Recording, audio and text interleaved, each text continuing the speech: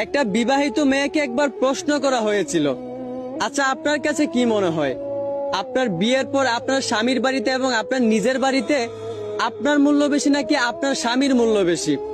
তখন এই বিবাহিত মেয়েটা প্রশ্নের উত্তরে বলেছিল, আমার কাছে মনে হয় আমার চেয়ে আমার স্বামীর মূল্যই সব জায়গায় অনেক বেশি।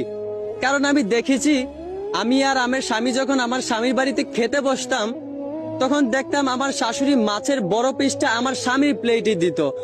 ভাবতাম হয়তোবা তার নিজের মা বলে, কিন্তু তারপর যখন আমি আমার নিজের বাবার বাড়িতে খেতে বসতাম, তখনও দেখতাম আমার নিজের মাও মাছের বড় পিসটা আমার স্বামীর প্লেটে দিত।